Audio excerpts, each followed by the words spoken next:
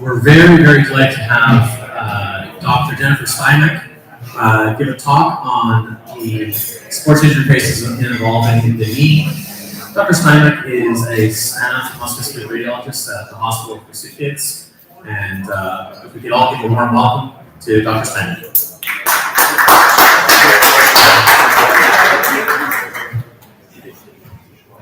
Hi, good afternoon, everyone. It's my absolute pleasure to be here today. I'm happy to present to you some pediatric cases that are really centered around the knee. I'm happy to make it interactive, so if you'd like to ask questions during or after, it's all welcome. Okay. So today we'll be looking at describing some common sports knee injury patterns that are unique to the pediatric population, and in so recognizing some important pitfalls that we encounter when looking at specifically pediatric and developing bone. So I'm talking to a crowd that already knows how common sports injuries are in kids. Okay, so we encounter a great deal of injuries by school athletes. Knee injuries are known to be accounting for up to 60% of the injuries, and one of the patterns that we're aware of is that the injury rate and severity increases as the child gets older, just the more forces that they're able to generate. So why are injuries on the rise? There's a number of reasons. Obviously, kids are starting at younger and younger ages to train at higher intensities. They sometimes specialize in one sport far too early, and with that year-round participation in one sport, they're preventing the benefits of cross-training. We also tend to encounter a lot of overuse injuries, and this is something very particular in kids. And there's obviously an increased pressure to perform, right? There's more pro scouts targeting kids at a younger age with scholarships and training opportunities. So the impact of being a child versus an adult, it's important to remember that kids are not just young adults, and certainly we can't treat them that way, and we can't look at their imaging that way either. Kids are still growing, and with this growth, they have this increased susceptibility to injury. Sometimes it's due to less coordination or fine motor skills that leave them more susceptible to injury during their sport. They also have a low bone mineral density just relative to their adults. They haven't developed their full bone stock yet. And then they undergo these periods of rapid growth that leave this muscle length discrepancy that can also contribute to injuries. It's important to recognize that growth plates are in fact these relative zones of weakness, and particularly as they get to adolescence where those growth plates get a little thinner, sometimes we see fractures through those areas. Sometimes these are susceptible areas where we have overuse injuries. So at the physes, the apophysitis that we may see, avulsion fractures are common and important to recognize. So our generalized imaging technique, and this is something that, it's at Sick Kids, but it's obviously most places that you encounter, you'll get about 4 sequences. They tend to be fairly thin sequences, 3 to 4 millimeters. We have these, so the T2 fat set or stir imaging, we have sagittal, axial, and coronals that are a blend of fluid-sensitive sequences. And this is important for looking at bone edema. The acute injuries are going to pop out at us on these sequences. We can see fluid in the soft tissues. We can see fluid in the joint. And then, of course, we have a little bit of a coned-down version of a sagittal PD. And this sequence helps us to look at cartilage because it makes it a little more gray, a little more defined, and separate from the bone. When dealing with kids, again, one protocol doesn't fit all. So although the typical adolescent protocol is like an adult protocol where the field of view is just bigger, we're trying to encompass a bigger knee. But if we use that set of imaging and just popped a 9-year-old in there, it wouldn't produce as good an image to give us enough resolution to identify small meniscal tears or even ACL injuries. So we do cone down some versions, especially to look at menisci and cartilage. And so depending on the size of the child, if they fit a preteen, they might, kids develop at different rates and ages. So even though their age says they're 16, sometimes they're the body of a 12-year-old. And sometimes they're the body of a pro athlete. You're looking at a huge range. So it's really what they look like. If they're in that preteen or child, depending on how big they are, we'll cone down our field of views. Kids always have this added layer of complexity in their imaging. So for instance, one of the things that we'll ubiquitously encounter is hematopoietic marrow. So little bits of signal around metaphyseal areas that might look a bit flame-shaped or focal but somewhat hazy, are going to be immediately recognized as hematopoietic marrow and not edema. So we need to know their proper location. We would not expect hematopoietic marrow in the epiphyses where we might appreciate bone contusion. So another pitfall in very young kids when you're looking at their imaging on the axial is sometimes you get this kind of radiating spoke wheel type of high signal in the periphery, like on the axial images, or some more amorphous appearing high signal in the cartilage that hasn't yet ossified. And this is just really robust vascularity in, prior to endochondral bone ossification. So I wanted to just jump into a few of the common things that we see. We'll start off with some ligamentous injury, and obviously the ACL is going to be one of the main things that we encounter in kids that haven't ossified their skeleton fully. They're immature. The MR accuracy is known to be lower in detecting ACL tears than when compared to their adolescent or adult counterparts. And partial tears are more common. The ACL, one of the reasons that it's a lower sensitivity is that the ACL just tends to look more wispy, more thin than when you compare that to the adults. So that can be difficult if you're not used to looking at pediatric films all the time.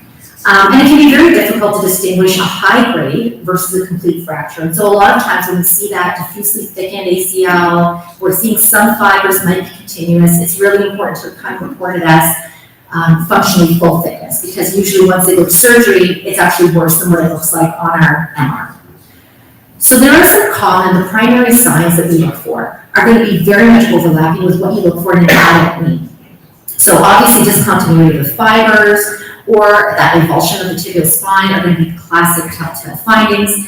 An altered course of the ligament is going to be important as well. So if we look at Blumenstadt's line, which is highlighted here, and when the ACL under normal circumstances should parallel that Blumenstadt's line. And in this case, we can see that it's actually got this posterior sag.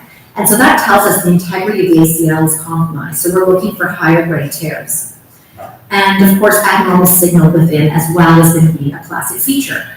But some of the secondary signs are also equally important.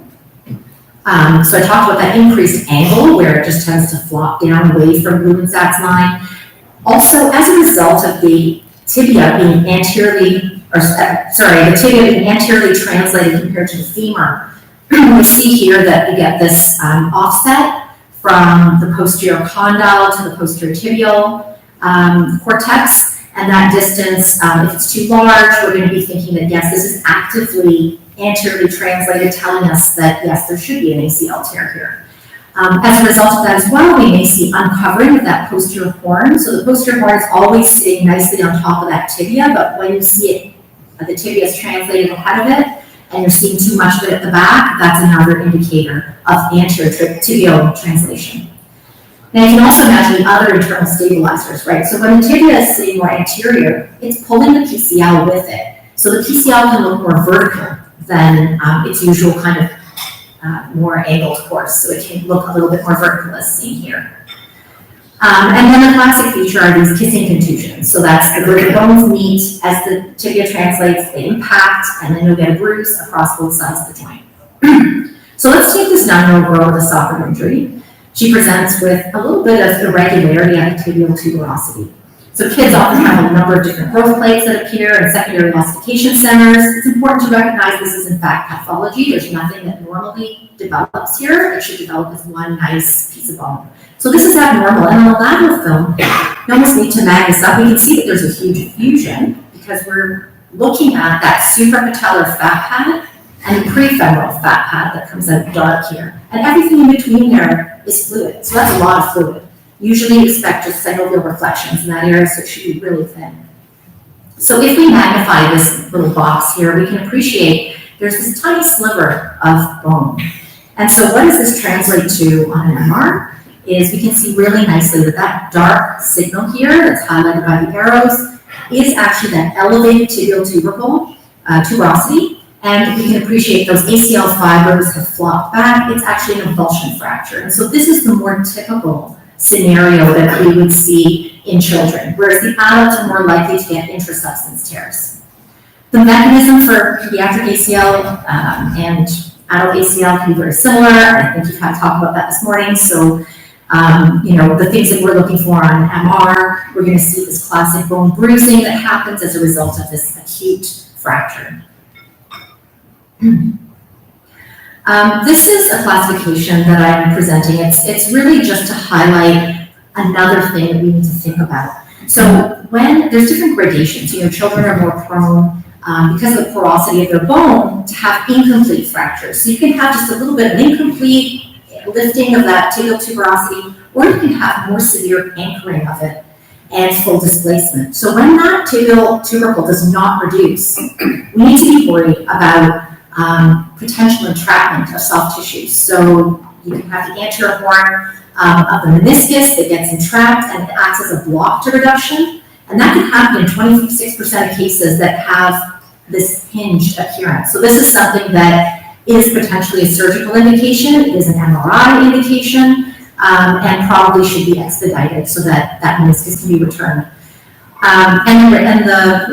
The rates go up. It's a higher chance in this type 3 type anchoring. So I mentioned the kissing contusions, and I think we're probably all familiar with that terminology for the bone bruises that happen when the bones clunk upon each other. But it's an interesting phenomenon that happens in kids. So in adults, when we see bone contusions, 100% of those cases have an ACL tear. There's no way the bones can shift that much and not damage the ACL in an adult.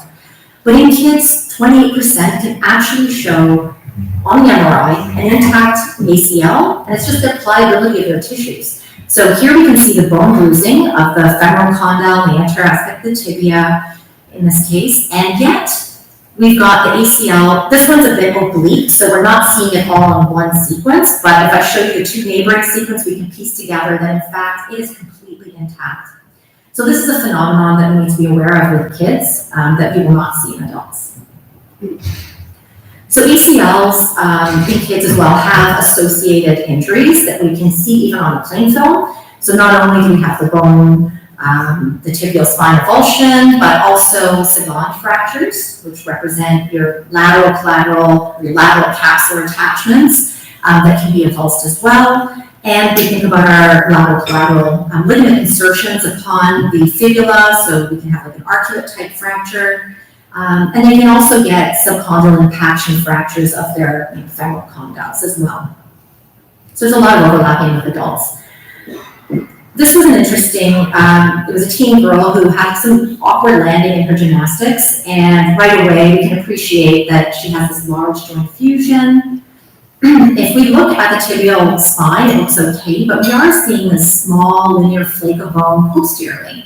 So it's important in kids to think about, where they may originate from, where is it close to anatomically. And in this case, this was a PCL avulsion.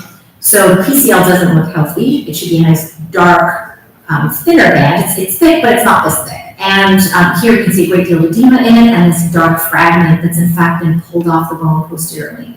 So these sorts of avulsion injuries around the ligaments are more so common, and especially in kids. So it's also reported that proximal, like the femoral attachment of the PCL, is more likely to avulse. In this case, it happened to be the distal part.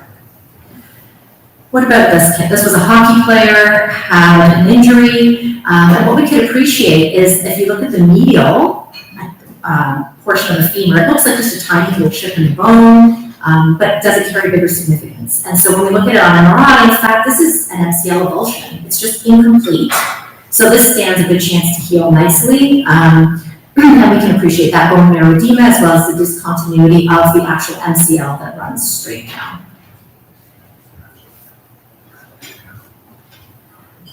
In this case, the knee itself in the center, we can see a nice well-defined tibial tuberosities. And in this case, we have a linear lucency through the fibula, so we're looking at an avulsion injury from the fibular head, so lateral collateral avulsions. So these can happen with all the ligaments around the knee. I want to move on to meniscal injury now, and it's important to recognize they're relatively infrequent in the younger kids. And the population where we do tend to see them, especially when they're under 10 years old, is in a discoid lateral meniscus. So we might suspect that as well when someone comes in with just isolated lateral meniscal injury. Sometimes they can be very subtle, sometimes they're very obvious. But that's something to consider in the younger population. So once they've reached the legal maturity, the meniscal tear patterns can be similar to the adults. So we're not thinking so much of discoid menisci anymore. We're thinking about those types of longitudinal tears that you might see with ACL injuries. So our diagnostic criteria for discoid lateral meniscus is that usually you're looking at that bow tie appearance, and you want to see it being continuous for more than 3+ images, which tells us it's too thick. It's taking up too much of the center of that compartment. But the problem comes when we're dealing with younger children. So you can imagine an 8-year-old or 5-year-old knee is the size of maybe the whole lateral compartment of an adult knee. So you can't use that same criteria that you would use in adults as you would in a younger child. So there's a number of different factors that are devised. You can try to do a coronal measurement, and that's one thing. Sometimes it can be compared to the medial meniscus if it's more than 2 millimeters greater than the medial meniscus. Sometimes you're just using different ratios to see what might fit if your suspicion is high. So let's have a look at this boy. He's a 7-year-old boy presented with clunking in his knee, in particular when he was more active. And so we can appreciate here that the lateral compartment shows this thick tissue. Compared with the medial, where you have a nice triangular shaped meniscus, which is normal, we've got this huge, thick tongue-like tissue that's sitting in the lateral compartment. And it extends across the whole compartment. That's way too much. It also has a great deal of signal within it. So what do we make of signal now in a discoid lateral meniscus? Well, articles have shown even that globular signal that reaches the edge of the surface of the meniscus is going to have a very high rate of tearing. So 68% of those are considered torn. They're just not appearing in the same way as a normal meniscal tear where we would expect to see that linear high signal line that would extend to the surface. And so when we see that in discoid meniscus, we're going to say it's 100% torn. Discoid menisci may also show that their morphology is abnormal. They may have these, like you can see here, there's this real globular appearance to the tissue posteriorly. And that's because the collagen fibers are no longer being normally supported. So in this case, it was torn. There was signal that extended straight to the edge of the meniscus. And we can see here on the posterior aspect that there was this reflective tissue that represents a displaced fragment. What about this child? So this was a younger child. We can see that there's some linear signal. It doesn't surface. It's sitting posteriorly. So what we can say about this is that we need to be aware of a peripheral vascularity. So when the meniscus is developing, it's usually completely vascularized in a very young infant. And then that vascularity regresses over time, and that's what gives you your white zone, red zone of vascularity as children get older. So it's usually that peripheral vascularity that can still be robust in the pediatric population before it really regresses back. So we need to be aware of this when we're looking at the imaging. We should really restrict this diagnosis for the signal being in a peripheral location. So you can see it's out here, it's not sitting in the center. There should be no extension of the signal to the surface. So you can see that it really just runs parallel and horizontal with the meniscus. And I kind of mentioned that it's basically the regression of the vascularity is the reason that we see this phenomenon. A quick word, obviously all these other types of adult tear patterns can happen in children. I would say probably the most common, because we don't see as much degenerative tearing and complex unless they've had a really severe injury. But what we do tend to see in association with those ACL tears are these longitudinal tears. We can see meniscal capsular separation or tearing, as well as these bucket handle reflective meniscal tears, so especially more in our adolescents.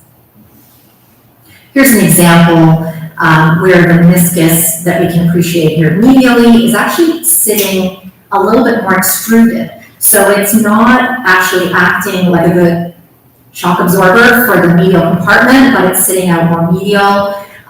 Here's an axial that you can actually follow those C-shaped menisci nicely, and one of the places that can be missed are these root tears. You can get a clue that they're like a root tear if you've lost the hoop stresses and that meniscus is sitting out, but in this case, we can actually see that complete truncation posteriorly. So another common phenomenon in kids are osteochondral injuries or osteochondritis dissecans. So this is believed to be an acquired lesion of subchondral bone and the overlying cartilage. So there's a number of etiologies that have been proposed over the years. Is it due to repetitive trauma? Could it be underlying inflammation or ischemia? But I think the repetitive trauma is one that really has stuck. And this is a factor, a result from repeat loading in a growing bone. And with that, it induces stress microfracturing and then subchondral bone necrosis. And once that bone has lost support, the overlying cartilage is involved as well. It can be involved with more severe OCD lesions. The important point here is that juvenile form carries much better prognosis for healing than adult. And so that's reflected in our criteria for how we diagnose stable versus unstable lesions. So here's an example of a classic location, and this is our medial femoral condyle, but it's the lateral aspect of the medial femoral condyle. It's a very classic spot. Often we see it best on the frontal, but if we really try to look through and follow each of those condylar margins on the lateral, we can see that in fact here it is hidden away. So one of the things I would recommend is if you're really suspecting an OCD lesion, this is maybe the standard imaging that you would get when you order right knee. So you get a frontal and lateral. If you suspect OCD, you may want to consider trochlear notch views, which take the image in a little bit of flexion through the knee. And that, you can imagine if you flex this knee, the posterior condyles become now at tangent to a beam. And so that's when we're able to see the posterior lesions. So that's something to keep in mind in terms of what you might want to order if you have a high suspicion. Of course, we see them at other sites in the knee. We see them commonly in the lateral femoral condyle, but also at the patella or trochlea. So I was mentioning the instability criteria differs a little. There's some of the criteria that is very similar, so the obvious things. If you see a focal defect, if you have a displaced fragment, that's unstable in either scenario. If there's a breach in the cartilage, that's concern for both, in both juvenile and the adult population. And if that subchondral bone plate is disrupted, right away, we're concerned. But the things that differ are, for instance, in an adult, if you see a subchondral cyst forming at that border of the OCD lesion, that's concern for an unstable lesion. Whereas in kids, you need to see more. You need to see multiple cysts or large cysts, greater than 5 millimeters in diameter. Same thing with the adult with a high T2 signal ring. So that's implying just edema around the lesion is going to be concerning in adults. And this reflects that kids just have this higher healing potential. So in kids, you need to see more than just edema. We see edema all the time, and they're in stable lesions. But the ones that are unstable will actually have fluid intensity. And it's shown that you can increase your sensitivity and specificity for looking at unstable, for figuring out if this is an unstable lesion, by seeing not only that fluid intensity, and I'll show you some examples, but also multiple breaks in that subchondral bone plate, and then a reparative response underneath. So take, for example, in this lateral medial condyle, we can see this focal osteochondral lesion, and sometimes they pop out a little bit more evident on the PD weighted, the ones that are actually more for cartilage. We can sometimes identify small or shallow lesions better on that initially, especially if there's no associated edema. In this case, we have edema, so it guides our eyes on all the views. But what we can appreciate here is that we do have that subchondral bone plate. So that refers to this dark signal just under the cartilage, which is the more gray signal. And so you can see that it actually comes through the cartilage as well. We've got some fissuring there, so right away this is concerning. But we have that fluid signal. So if we look underneath it, that thin layer with the blue arrow is showing us it's brighter than cartilage, it's fluid. So that's the fluid, and then the darker outer ring is shown underneath it. And that's like a reparative response that's attempted under the bone. And so when we see this combination, this is concerning for an unstable OCD. This is a 9-year-old soccer player. This was clearly unstable. Why? Because if we follow that rim of the subchondral bone and the hyaline cartilage, you can see that there's this abrupt truncation. There's fluid cleft underneath it, and then there's some reparative of dark sclerotic bone underneath. And there it is, it's displaced in situ. And so this one is one that is definitely surgical. I mentioned before the cysts can make a difference. So in this case, we see one small cyst, minimal marrow edema. So you can see how it looks more hazy. It's not quite the signal of fluid, right? We have fluid examples of the knee joint. If you look in the suprapatellar pouch or anywhere around the meniscus, you'll see what fluid signal looks like. This is not quite, it's just more bone marrow edema. And so the cartilage overlying and the bone overlying it is intact, and so this in fact was a stable OCD. This was a 12-year-old athlete. We can see that they came in with some knee pain, and this one's actually sitting in the trochlea. So we can appreciate that here there's multiple cysts. Some of them are a little bit large. So multiple cysts. We've got a bit of fluid at that interface under the cartilage and between the bone. And so on the axial, we can actually appreciate even some disruption. This is a trochlear one, so as I mentioned, it's not as common, but it is visible on the x-ray as well. It's just most of the time we're looking for them in the femoral condyle, so sometimes these can go missed. This one's pretty big, but important to think about when you are looking for lesions that they can occur in unusual spots as well. But this one shows cartilage disruption, so this is showing us enough to say it's unstable. And we want an orthopedic referral. In this case, we have, at the posterior aspect, a little bit of a haze of edema, very shallow irregularity, but because there's edema, this is an OCD lesion and it's stable. And I'm showing you this in contrast to the next case where we can see something very similar on x-ray, just a shallow bit of irregularity. And the child has pain. So they went on to have an MRI. But this is one of the pitfalls in pediatric imaging is that ossification doesn't always come in smoothly, doesn't always come in symmetrically. So you just have to have a little bit of a database and to recognize that this is an area that can happen as part of normal development. It's that endochondral bone that sometimes you just get multiple sites that will start and then they coalesce over time, as opposed to a nice smooth development as you would see in the rest of the knee. So that's what accounts for this finding. Frequently you may see them being bilateral, but it shouldn't be something that would trigger you to image the other side. I think this is something that ultimately, if you're still concerned about it being a possible OCD, they're still symptomatic, an MRI would be helpful. They do tend to be a little smaller and more shallow than true OCD lesions, but on the MRI, what sets it apart is that in this pitfall, there's no edema. You can see that there's a little bit of irregularity on the surface, but no edema underneath it. And also the cartilage that we see directly over that region, it just looks a bit thicker. I guess I can say that because I've seen a lot of these, but it is described that way as well in the literature, that it tends to have a thicker cartilage framework, and that's implying that it's because it's that normal endochondral bone and development that you have that thicker cartilage framework that's being developed. Patellar dislocation, another really common thing that we see, most common in teens, 13 to 18 years old. The mechanism tends to be one of internal rotation, twisting, and on a flexed knee. And so the patella is popped out laterally. It can also occur from a direct blow, like with a full contact injury, where it gets pushed out laterally.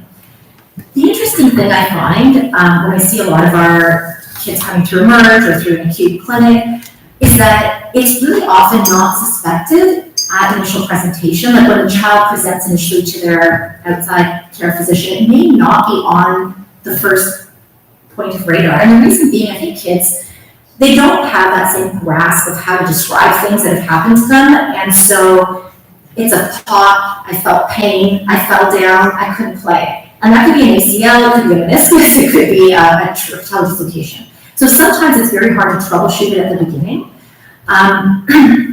So we're often getting kids in with MRIs that are, suspect ACL, and suddenly we're seeing patella dislocation features. So it's important to keep your mind open as to what it may be when looking at the imaging, even irrespective of the exam. Obviously, sometimes they show a lot of apprehension straight up in your office, and so you'll know right at the time that it's a patella dislocation, but the more information, the better.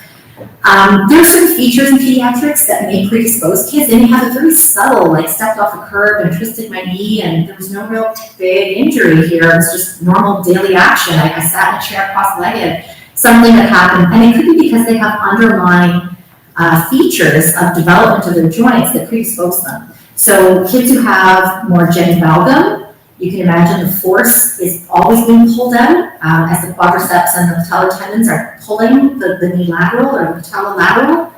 Shallow and dysplastic femoral trochlea can also cause this. And so we can see here this very flat trochlea compared to the normal V-shaped appearance. And ligamentous laxity. Kids who have underlying collagen vascular diseases may also be more predisposed with lower levels of trauma to dislocate. The MRI findings are that of a joint fusion. We'll see bone bruising, we'll have osteochondral fractures, and the medial stabilizers might be injured. So this is obviously clinically, we can see the patella is sitting out. Most kids don't really present like this. I think a lot of them are reduced on the field or they pop in spontaneously. I guess sometimes I see them in our emerge, so they can come in with it dislocated, but generally they present when it's all reduced. And so now we need to know if we're seeing them in the acute setting, we will see these telltale contusions. So the patella is forced out laterally, it impacts on the femur, we end up getting these kissing contusions. The medial patella is set as it hits on that lateral femur. So those are common signs of an acute injury. What about after the acute injury? Sometimes kids come in months after, they have their MRI because they're not quite rehabbing well. So we can look at one very specific sign, and this is really helpful. If you see that impaction injury, this is an acute setting. You can still see the bone bruising and the joint fusion. But in this case, when we see this medial facet, because it's impacting, you end up getting this concavity. So it looks scalloped in. You know, there should be more of a pointy, more convex appearance. And so that can be very helpful, and it can even be on plain films that we see this. Tells us there's been history. Now, I included the skyline view because as part of our standard protocol for knee trauma, we do a frontal and a lateral. We don't do obliques, we don't do skyline views, but if you have a strong clinical suspicion for a patellar dislocation or anything to do with the patella, we need a skyline view. So I would order it as an additional right off the bat. And sometimes I do put that in my report, you know, questioning, if you question a patella dislocation, let's do a skyline. In this case, it's identified a small fragment shown medially, and so it can be an avulsion injury from the MPFL or from the retinacular structures that are supporting the patella, or it could be just impaction and direct, comminution of the patella. In this case, we can actually see the fragment here in this cluster of soft tissue swelling and retinacular damage. This is another soccer player felt the knee give way.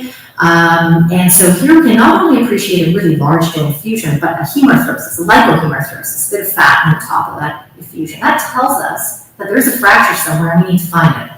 So the frontal and lateral show us there is this extra bit of bone. This is not skeletal development or extra ossification center.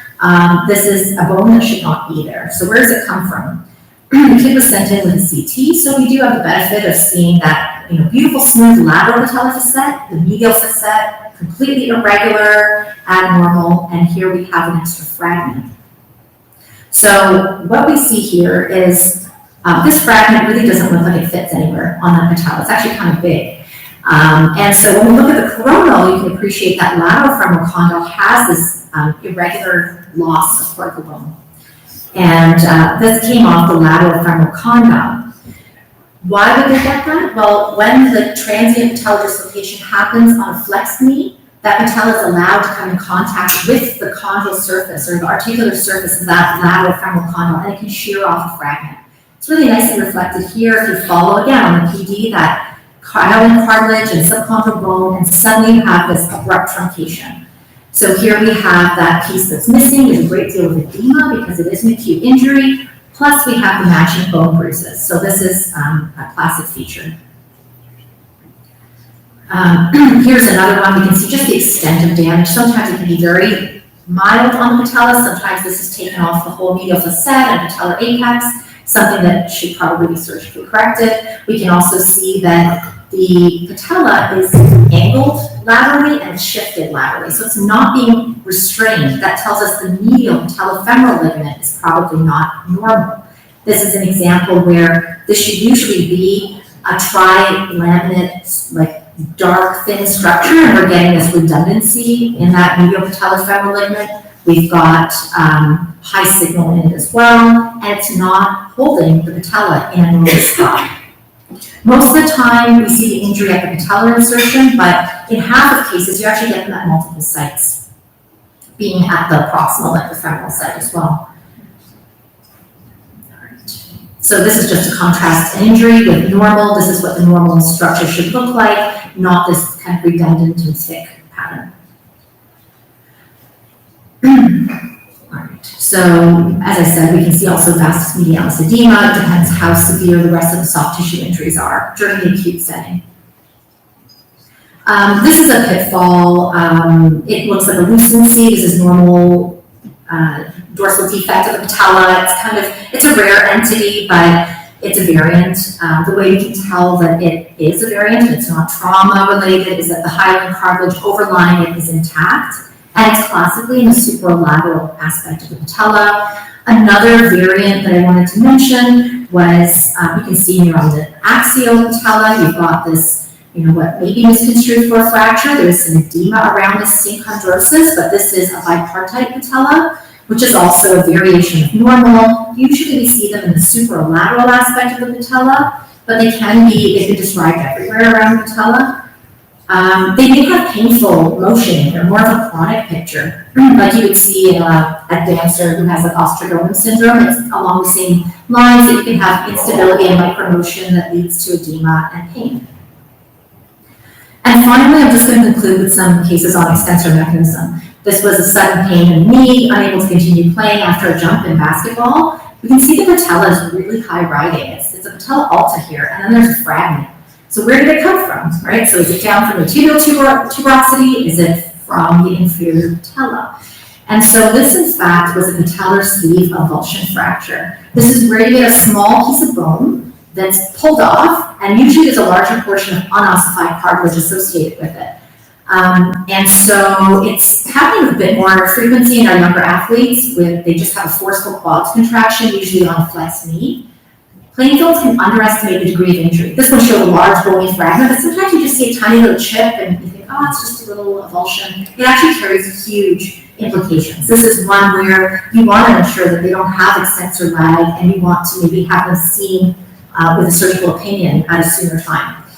But we're looking for high-riding patella, hemarthrosis, and if they're not fixed, they may end up with a patella alta chronically, extensor mechanism dysfunction, and you can even see this duplication of the patella as that second little avulsed fragment ossifies. They can even join eventually and create like this long banana-shaped patella. So there's a lot of morbidity if it's not recognized early. This is another example here. We just see smaller little fleck of bone. The patella doesn't look particularly high-riding, but on the MR, obviously this child had some extensor dysfunction, and we can see that there's this really redundant appearance of the patellar tendon, which is completely abnormal, and then this chunk of bone missing, basically from the anterior aspect of the patella. This was another basketball player, had anterior knee pain, a bit more chronic. And so this is showing us some classic features of edema in the patella tendon, distally. The tibial tuberosity also shows edema. We've got fluid in the infrapatellar bursa, and a bit of bone in the location of the tubercle, but not quite at it. So this is a classic Osgood-Schlatter syndrome, which is known to be traction apophysitis of the tibial tubercle in our young, mostly boys who participate in jumping sports. Diagnosis, though, I showed you an MRI. We don't classically do an MRI for the diagnosis. It's typically clinical. It's one you'll see in the clinic, and it will be straightforward. But if left untreated, they can develop this bony prominence. So really, it's the plain films that are very helpful. They show this classic fragmentation of the tibial tuberosity. So these are displaced fragments. They're not directly associated with the tuberosity. And then we have this thick patellar tendon. We've lost some of the margins where you can't really see because of the fluid adjacent to it. And contrast that with normal, where we can cleanly see the fat planes around this patellar tendon, and the tuberosity itself is very smooth and no fragmentation. So MRI is typically reserved to exclude other pathology like infection, malignancy, or in those cases that are not responding to standard treatment. A third of them can develop an ossicle, so you can see that it starts off as a bit of fragmentation, and then over time it just turns into this, it ossifies and becomes, you know, that bony bump that you may see. And this is typically if they're not treated. In this case, we can see a small little bony fragment. I warned you about all these pitfalls in kids. So this is another, it's a normal variant of development. And the way we can tell it apart is that there is no overlying soft tissue swelling, there's no clinical tenderness over this area. And the secondary ossification center here is not displaced. It's not sitting up higher along the patellar tendon. It's actually sitting just adjacent to the bone where it should be once it ossifies and joins the bone. We can see that instead of at the tibial tuberosity, now we're seeing some changes of irregularity of bone at the inferior patella. On MRI, edema, in and around these little fragmented pieces of bone in the tendon, and this is a classic picture of Sinden-Larson's. It's essentially representing the staining process, but at the other end of the tendon. And 3 years later, they're often left with a little bit of this elongation of the inferior patellar pole. So sometimes you'll hear us describe that. That's really what we tend to see as a chronic picture of Sinden-Larson's. Here on the MRI, the edema has faded, that part has improved, but they're left with this bone. So it's really believed that Osgood-Schlatter, Sinden-Larson's, even Jumper's knee are kind of the spectrum of the same process. They occur in the same population, similar imaging features, and it might be more historical difference than clinical. Another pitfall to be aware of is this normal patellar ossification. We do see it at that anterior inferior aspect of the patella. You'll notice there's no edema associated with it, and so just something to be aware of.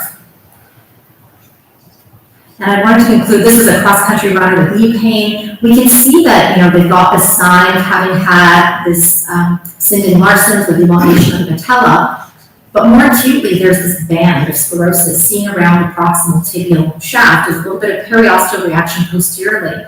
And so this MRI just lit up. It's giving us very classic findings with this straight sclerotic line coming through. This is a stress fracture, and yes, they can happen anywhere. We tend to see them usually in the tibia in our long distance or those types of athletes that have a lot of chronic repetitive strain. So in conclusion, my take-home points here. So kids have unique patterns of injury.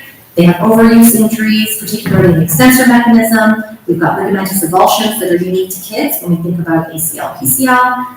It's important to be aware of developmental pitfalls that might mimic injuries. So in kids, OCD versus variants of ossification, meniscal vascularity is another example.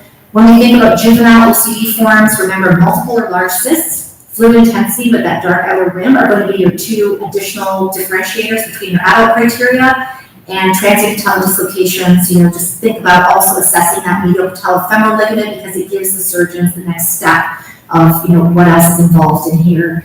And with that, I thank you for your attention.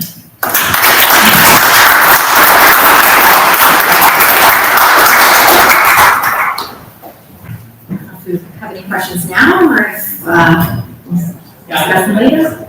Dr. Stein, I think there's a couple of questions from earlier. Okay. I'll clarify. So one of the questions was just around spondies, about first off radiographs, whether or not you think it's worthwhile getting obliques as to start off imaging for them. Right. So I think that's classically that we have all been taught, and that you do frontal lateral, get the obliques so we can look at that pars region a little bit better.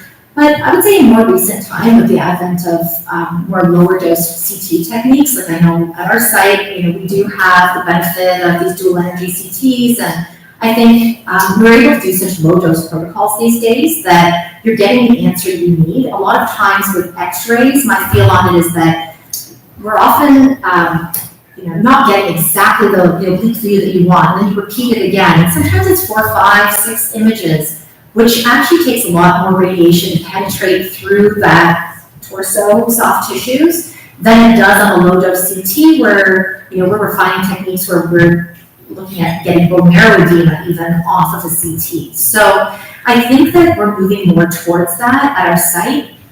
I think I'm still undivided on whether MRI versus CT because I think both are good modalities and sometimes they have to be used in conjunction. So depending on how quick you need a study, CT may be faster than MR. If the MR turns out to be normal but your suspicion is really high, sometimes then they're also going to a CT. So that's kind of the pathway that I think about it. Great talk, Jennifer. I was wondering if we can get your numbers so we can get expedited MRI for the day after 3 weeks after injury to rule out a Hamilton. Not a problem. Not a problem. I'm happy to help. Let's just post it.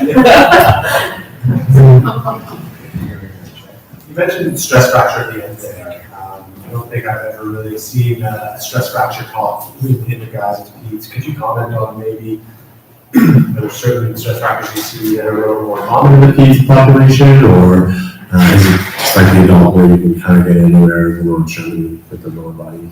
Yeah, no, that's a great question. Because you're right, like it's not common. I would say it's in the kids who do the distance sports, a lot of our cross-country distance runners who are really training at a high level.